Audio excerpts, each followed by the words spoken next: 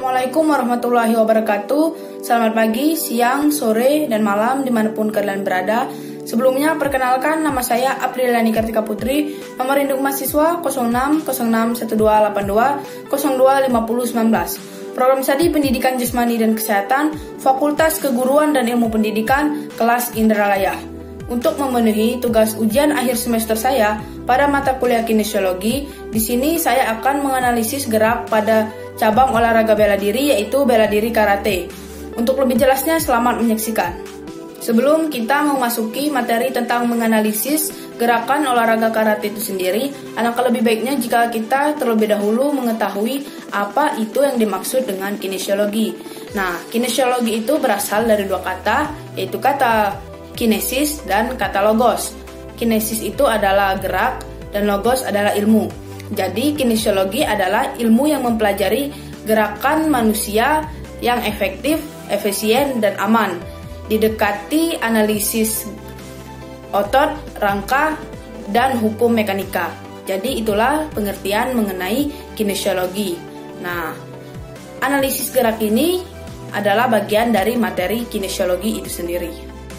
Jika sebelumnya kita sudah mengetahui pengertian dari kinesiologi itu sendiri, di sini kan kita akan membahas tentang analisis gerak pada olahraga bela diri karate. Sebelum kita menganalisis, alangkah baiknya jika kita mengenal terlebih dahulu apa itu bela diri karate.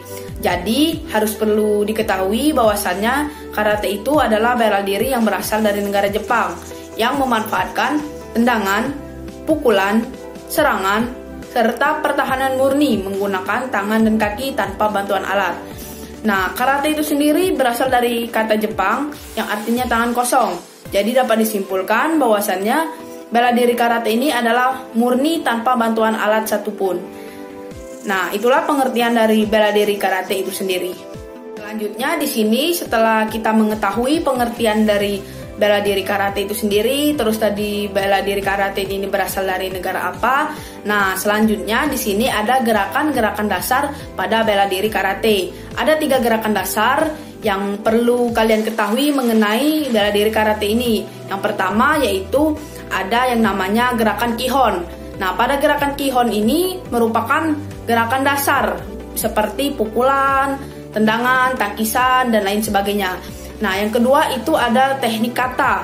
Kalau kata ini merupakan gabungan dari gerakan-gerakan dasar sehingga membentuk suatu jurus atau gerakan yang utuh. Jadi itu yang dimaksud dengan kata. Selanjutnya di sini ada yang teknik yang ketiga, yaitu teknik komite. Nah, teknik komite ini adalah berkelahi. Bisa secara one by one, ada juga secara bergu. Jadi itulah ketiga teknik dari karate. Ada teknik Kihon, gerakan dasar, yang kedua kata, jurus, dan yang ketiga itu komite atau berkelahi, bertarung. Jadi itulah ketiga gerakan dasar pada olahraga bela diri karate. Baiklah, jika sebelumnya kita sudah mengetahui pengertian dari kinesiologi, terus kita sudah mengetahui dan sudah memahami mengenai bela diri karate itu sendiri serta teknik-teknik dasar pada bela diri karate, langsung saja kita memasuki analisis gerak pada olahraga bela diri karate. Nah, yang pertama ini ada analisis pada hukum 1 Newton. Hukum 1 Newton ini menyatakan apabila resultan gaya yang bekerja pada suatu benda sama dengan 0, maka benda yang mula-mulanya diam akan selamanya tetap diam. Jadi itulah sedikit pemahaman tentang hukum 1 Newton itu sendiri. Nah, langsung saja kita memasuki tentang video analisis gerak pada bela diri olahraga karate di hukum 1 Newton ini. Untuk lebih jelasnya, selamat menyaksikan. Nah, pada saat pendaratan itu terdapat hukum 1 Newton. Karena ketika atlet menendang, posisi badan atlet cenderung terdorong ke depan dan membentuk posisi kuda-kuda awalan. Kedua, itu ada analisis gerak bela diri karate pada hukum 2 Newton.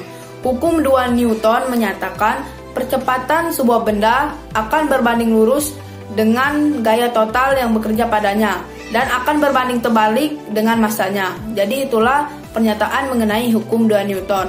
Nah, langsung saja kita memasuki video analisis gerak pada bela diri karate di hukum 2 Newton itu sendiri. Untuk lebih jelasnya, selamat menyaksikan. saat kaki menendang, itu terdapat hukum 2 Newton, karena terjadi gaya gesek antara target dengan kaki atlet yang menghasilkan gesekan.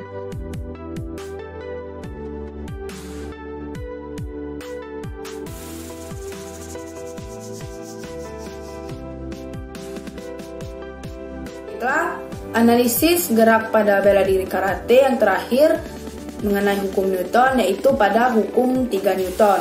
Nah, hukum 3 Newton menyatakan tiap aksi akan menimbulkan sebuah reaksi. Maksudnya apabila suatu benda lain, benda yang mendapat gaya itu akan memberikan gaya yang besarnya sama dengan gaya yang diterima dari benda pertama, tetapi arahnya akan berlawanan. Nah, langsung saja untuk lebih jelasnya kita mengamati video mengenai analisis gerak pada bela diri karate di hukum 3 Newton itu sendiri. Untuk lebih jelasnya, selamat menyaksikan.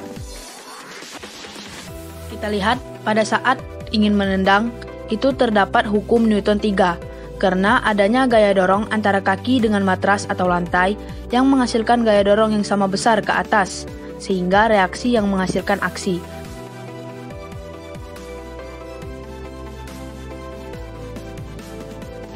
Jika sebelumnya kita sudah menganalisis gerak pada bela diri karate di hukum Newton, nah selanjutnya di sini saya akan menganalisis gerak pada bela diri karate di pengungkit atau tuas jenis pertama, kedua, dan ketiga.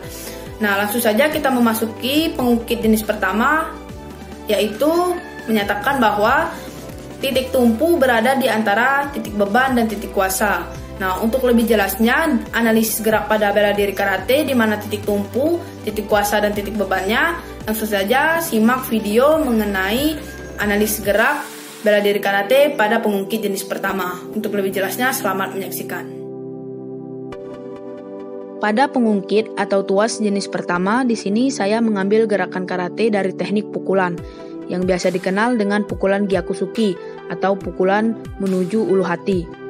Nah, analisisnya pada gerakan karate bisa dilihat titik kuasa berada di lengan, titik sumbu berada di siku, dan beban berada di genggaman tangan. Dalam sebuah pukulan, apabila letak beban lebih dekat dengan titik sumbu, maka hasil pukulan lebih stabil, kuat, dan cepat. Selanjutnya di sini analisis gerak pada bela diri karate di pengungkit jenis kedua. Nah, pengungkit jenis kedua ini titik bebannya berada pada titik tumpu dan titik kuasa. Untuk lebih jelasnya mengenai di mana letaknya pada gerakan karate, nah di sini saya mengambil gerakan pada gerakan tendangan mawashi-geri. Untuk lebih jelasnya di mana pada bagian titik tumpu, titik beban, dan titik kuasanya, mungkin simak video yang akan saya berikan setelah penjelasan ini. Untuk lebih jelasnya, selamat menyaksikan. Selanjutnya di sini analisis gerak karate pada tuas atau pengungkit jenis kedua.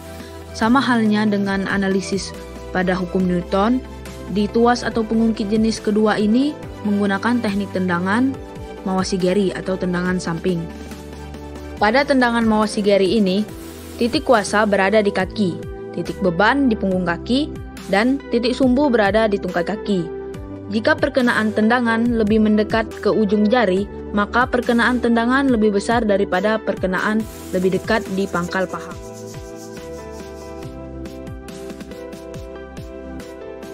Baiklah, sekarang kita memasuki analisis gerak pada bela diri karate di pengungkit yang terakhir, yaitu pengungkit jenis ketiga. Nah, pada pengungkit jenis ketiga ini saya mengambil pada gerakan karate bantingan.